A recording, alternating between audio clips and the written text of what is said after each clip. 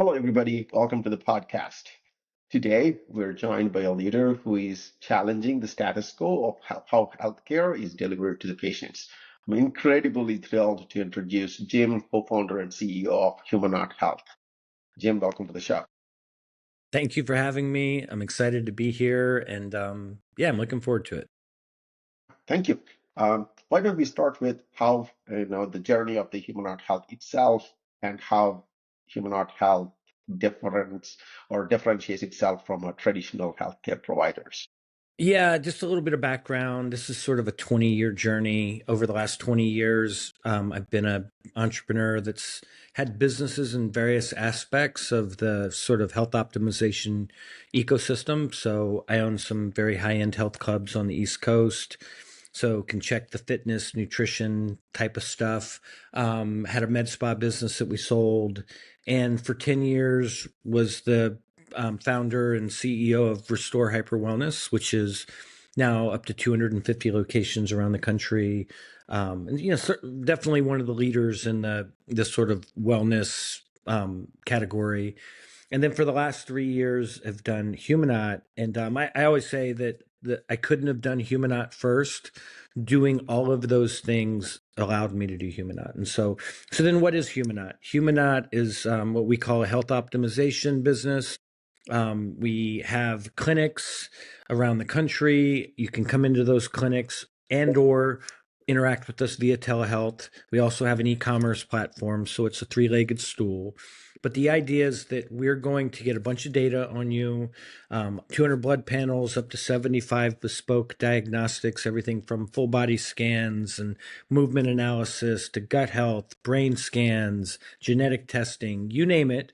We test for it so that we can get a full picture of you as an individual. We take all of that data, we run it through our AI engines. Those AI engines create a care plan.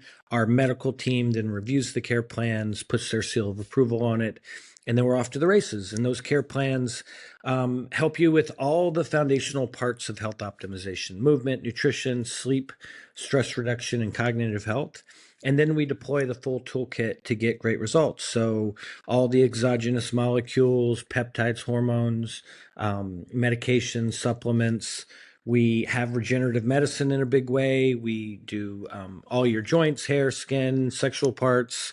We can do it with your own stem cells, with umbilical cord stem cells. We can do it while you're awake, while you're asleep. We can do it via IVs, all of that. And then we have a variety of services and modalities in the clinic, everything from the wellness perspective, doing things like hard shell hyperbaric, to things that would be considered more traditional, like shockwave for your joints and a few other things. So we've got the full range of options to get you to your maximum health optimization point.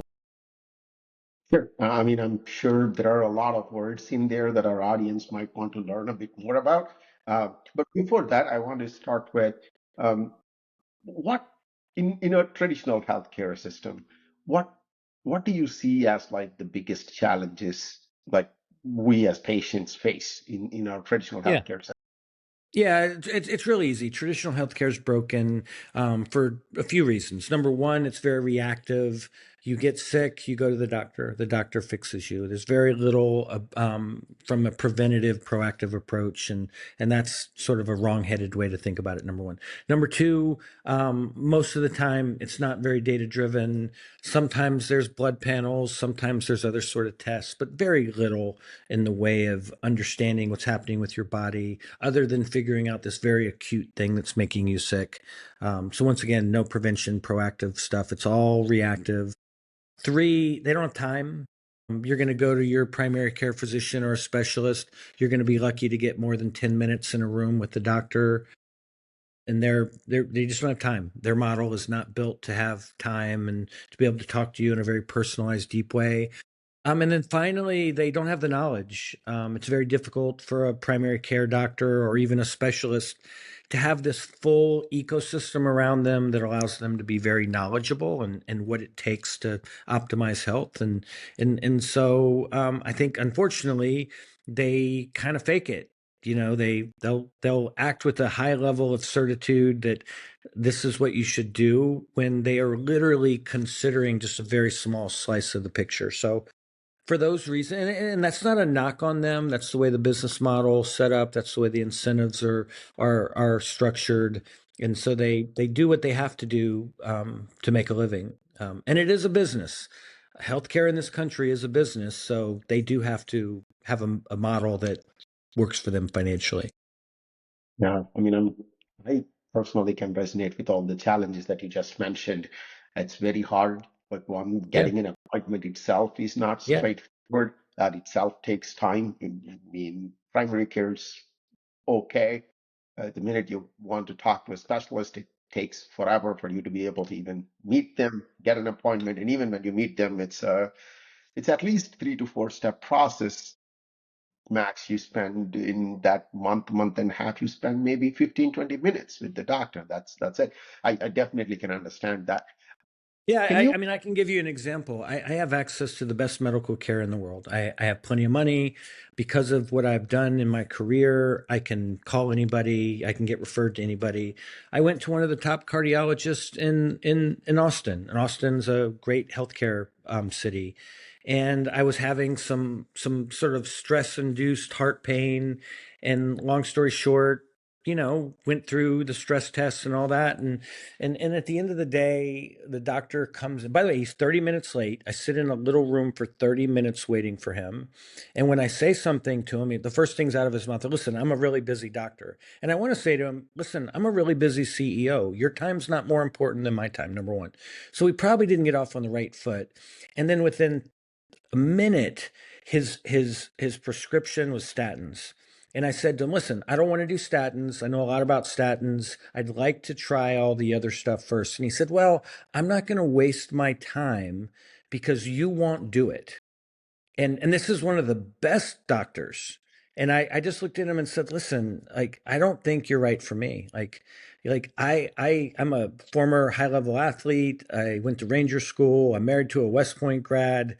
Like, there's nothing about me that can't be disciplined when given a game plan, but if you're not even willing to give it to me, then you're not the doctor for me. And I suspect he tells all his patients that. It's like, take a statin because you're not going to do the lifestyle things that take longer, that are harder. Um, and those kind of interactions are very frustrating for me. Yeah, and I mean, I think you also raised a good point there, right? Like the incentive structures for the doctors are also set up for them to do that, then work with the patient and like Yeah, actually make them feel yeah, better long term.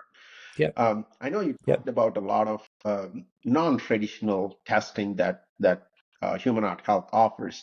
Can you talk to us a little bit about the? I mean, I know there are blood panels that you can do anywhere, but like, can you talk a little bit about the other types of tests that Human Health runs when a member signs up for the service?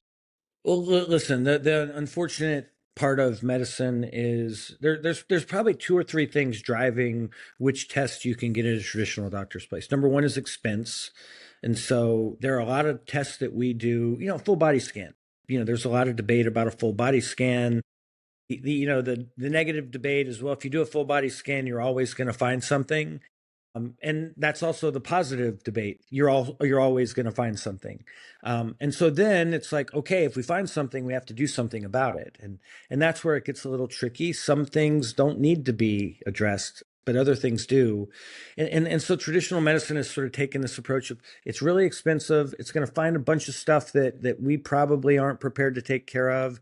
It's going to become even more expensive. And once again, we don't necessarily have the expertise and the time. And some of these things are really hard to fix. And so even on blood panels, like, things like ApoB and LP little a, those weren't things that were usually in a blood panel. And the doctrine was, we can't fix it anyway. So why are we even testing for it? And so, but first of all, that's fiction. You can fix it. It just takes a little effort, takes a little time. It's multimodal, um, and it is hard, but you can absolutely fix it. But that's not what they want to do. I would also say that this notion of it takes 17 years for a new idea to sort of circulate through the traditional medical scene and become new doctrine. You just got a lot of folks doing stuff that's just outdated, and I don't know. Like I said, I could pick probably 50 of the tests we do, and it's not what you're going to get from your primary care physician. It's not what you're going to get in your traditional physicals. We even get asked this all the time. We do an executive physical, for instance, and people ask me, why would we come to you and not go to the Mayo Clinic or the Cleveland Clinic or someplace like that, the Cooper Clinic? And I said, listen, we actually are a better executive physical for a very simple reason. We will do all the traditional stuff that they do, everything. We are not at war with traditional medicine. We believe in traditional medicine, but we will also do the things that they're not comfortable doing. We will do functional medicine type things. We will test your gut health and we'll lean into things like that. And if you go get a physical and you don't do anything around gut health at this point, this stage in history, I would say that you're probably at the wrong place. And they might do a stool sample, they might do some very perfunctory things around it, but it's a lot bigger than that. And I could name 4 or 5 other things that are similar that you're just not going to get it at a blue chip traditional place.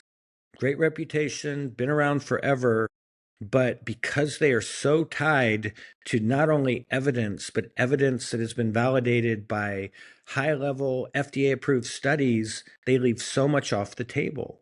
If we wait for everything to be FDA approved and multi-million dollar trials and all that sort of thing, then you're going to miss a lot of stuff. And I go back to my days at Restore, where I would have people all the time in the traditional medical space said you can't say the word inflammation when you talk about cold therapy.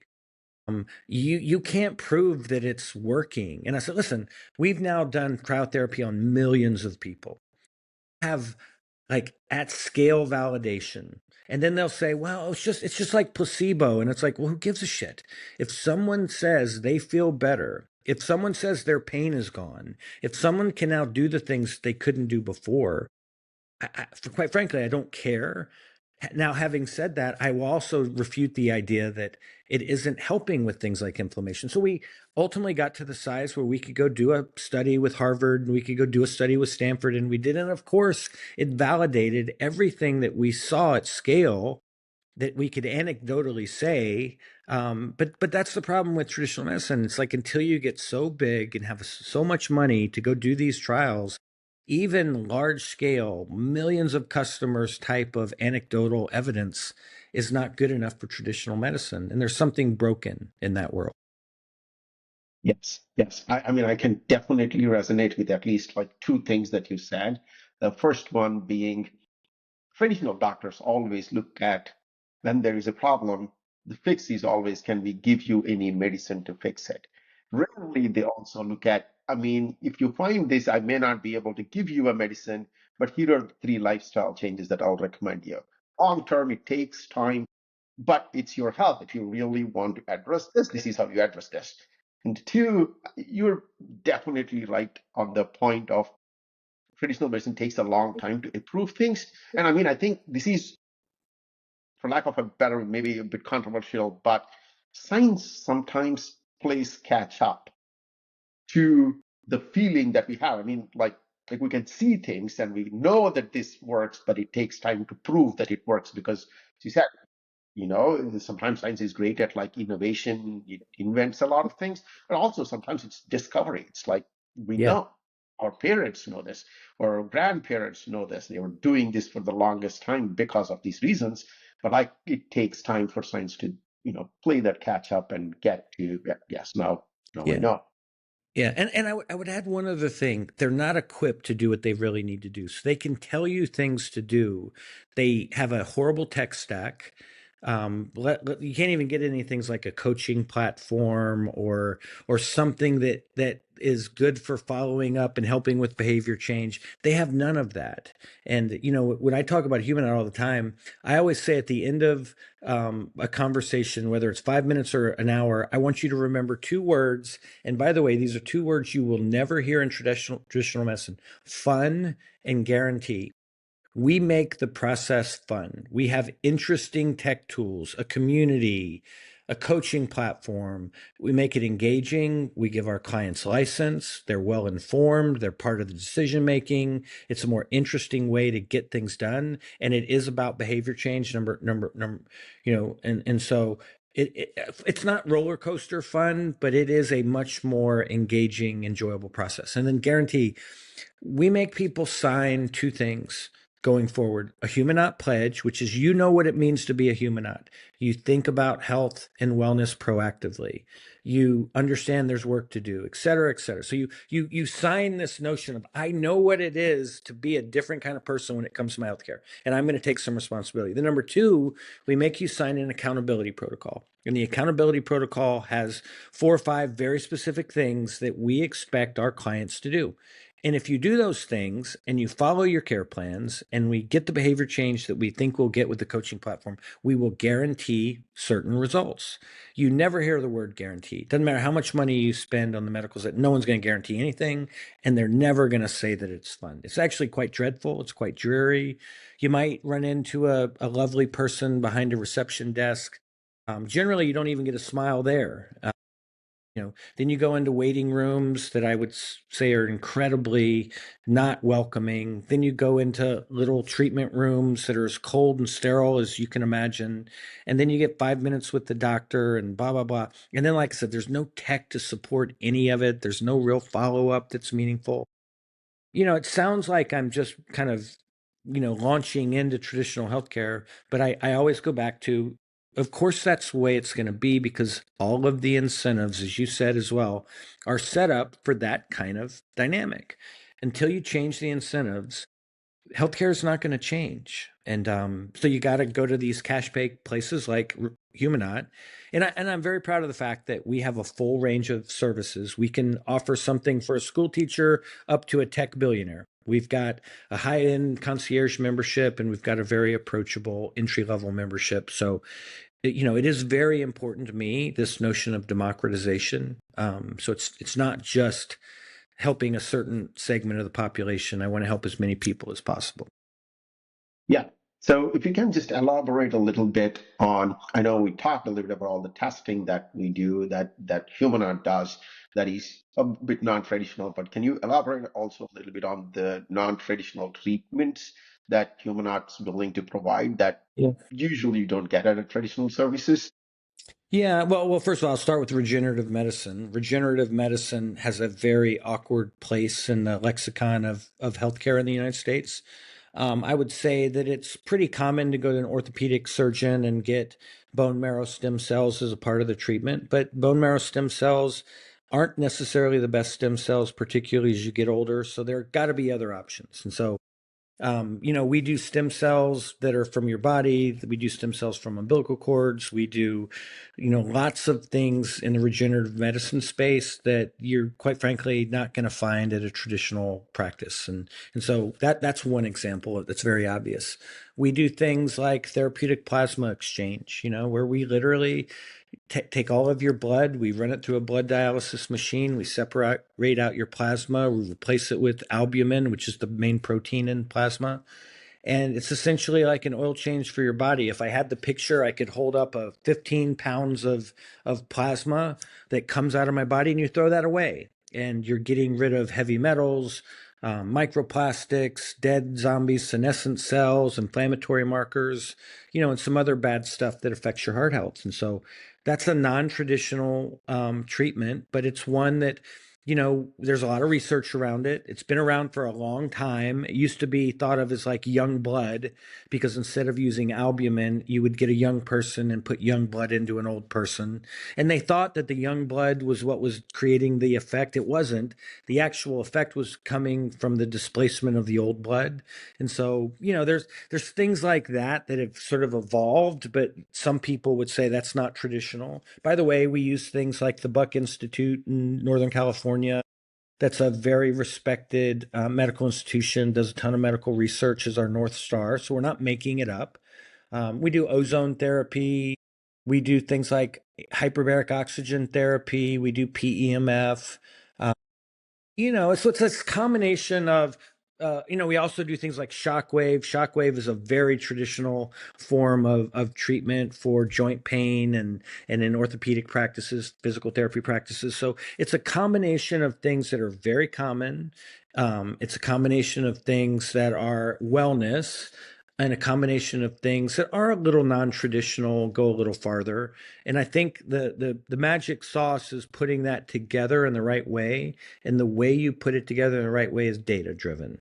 And so when we have the data on a person, then it's very easy to take all of these things on the menu and figure out what's going to work best for an individual person.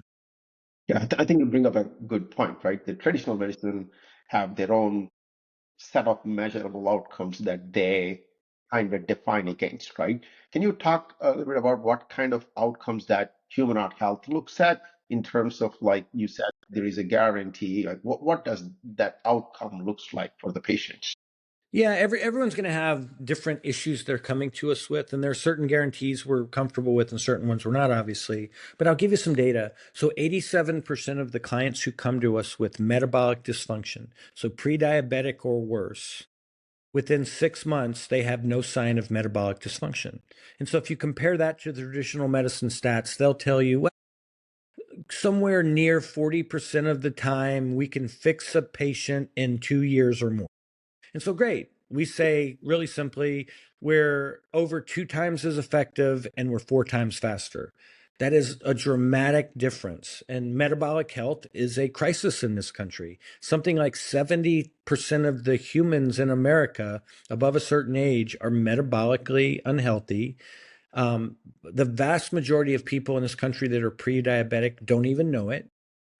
It's now becoming an issue not just for adults and older adults like it used to be. It's now an issue for children, children that are metabolically unhealthy because of obesity and their diets and everything else. So, if you can solve that for 87% of the people that come to you, like you have a major, thing that is societally earth changing. So, we feel very good about the results, and we're in the beginning you don't have enough data to say those words, but we are now starting to see that at scale and hundreds of people, then thousands of people, and you can feel very comfortable making those claims.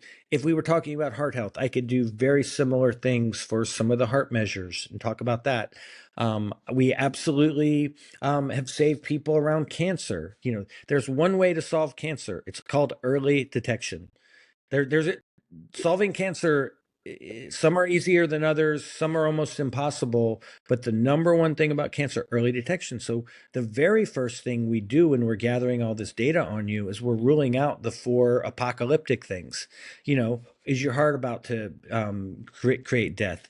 Is cancer about to create death? Is your metabolic dysfunction about to create death? Is neurodegenerative disease about to manifest? And so take those things off the table and then start looking at the other stuff. And so we're very proud of all of those things that we have saved lives.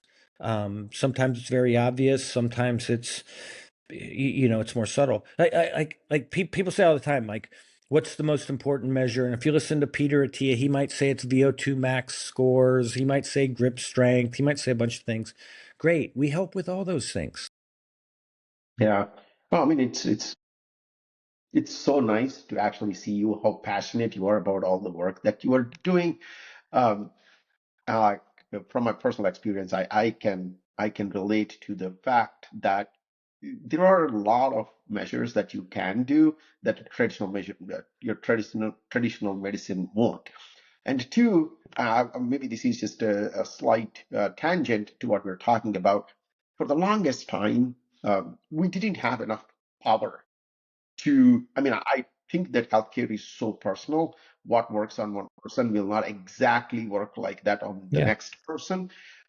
So we didn't have the capacity to go to that level of nuance. And I think that with all the advancement in the technologies and especially AI, this is probably the first time where you can actually make medicine Yeah. personal to an individual instead of a group or instead of like these three things, right? Like your gender, your age, and like maybe a couple of other things where you're from. Like now we can actually take it down to a person and say, I know this person's DNA and I have seen make it super personal. I think that's very, very exciting, at least on the non-traditional medicine where you can actually get to that level. Yeah, by the way, we love AI. We use AI. AI is a tool for us. We firmly believe that there are two or three things necessary to create real change.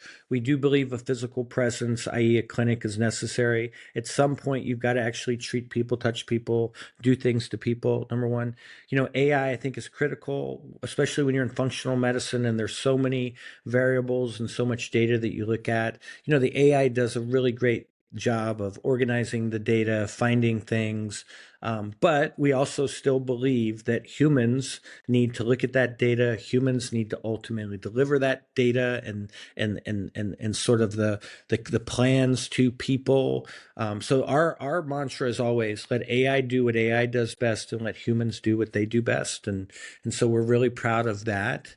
And we do have multiple ways for you to interact with us. Like we do have a very healthy telehealth um, practice. So if you can't come into the clinic, great, we'll do it through telehealth. Like so, having these options and these layers is what I think is super important at this point. Fantastic. Maybe I'll ask like one last question about the company itself, and then like I want to talk a little bit about your journey and like how you have started all these businesses too. Uh, why did you pick Austin? I am an Austin native, like I live in suburbs Austin. So like when I'm looking at your website and stuff, I'm like, I think you have two locations now, and the third one's about to go Yeah. live. Yeah. Yeah. But why did you pick Austin? You from around Yeah. here? Yeah, so I'm a big fan of Austin. I do think as an entrepreneur, you got to balance a few things. You got to have a good life to be a good entrepreneur, in my opinion. The more stable your life is, the more good you have in sort of your regular part of your life. I actually think you're going to be a better entrepreneur. And so Austin's, I think, one of the nicest places to live in the country. The weather's great. It's great food, great comedy, great music, all these things. So just from a personal perspective, I think it's great. And by the way, because it's great, it attracts really smart people. Also, it's started to become a hub for sort of the biohacking culture, which by the way, I have my issues a little bit with the biohacking culture, but there's a lot of health and wellness sort of stuff coming from Austin now and originating. So you have an ecosystem. And then, quite frankly, I got my undergrad degree from Austin. I always wanted to come back here. It was a great place to raise my kids. Like I said, it's great. It's a good business climate in Texas. You're not just in Austin, too. You're in Central Texas. So you're really close to four of the biggest cities in America. You've got Dallas, Houston, San Antonio, and Austin. And so it's really easy to test things and iterate. And then you've got a world class university in Austin. So you get really great young talent and you get more experienced talent because people want to come back here. They might go to school here and then they might leave and go somewhere else. But most of the people who spend time here want to come back. So Austin was an easy choice. Then on a personal level, when you achieve success, no state income taxes and some other things, those things don't hurt. Yeah, It's all good. It's no, all I of it. do everything that you said. Yes. It's fantastic over here. So let's dive a little bit into your personal journey. And you mentioned you started a couple of other businesses and grown them to huge successes. So if you were to give advice to people who are just starting up and starting their own businesses, what are like a few things that you think they should keep in mind? Yeah, listen, I think you got to understand your superpowers. And I always say my superpowers are simple. I'm not the smartest guy in the room, I'm not the most technical guy, but I'm very self aware and I'm relatively egoless. And so that allows me to understand what I'm good at, what I'm not good at. So therefore, I'll go out and find a team that accentuates my deficiencies so I can put together something, a group of people that's going to go do great things. And because I'm relatively egoless, certainly in the bad ways, I'm not intimidated by someone smarter than me. I'm not intimidated by someone more talented than me. And I've been able to create really, lovely cultures where really smart, talented people want to come work. And then, you overlay that, authenticity is a really important thing for me. And so I say all the time, I want to do big, meaningful things, things that are great for society, but also things that I'm passionate about and things that I'm good at. And so when you have that construct, you're going to tend to create businesses that have, real potential. This advice that you should follow your passion is only good advice if your passion is something people want and something you're good at. I see people all the time following their passion, and I'm like, don't stop.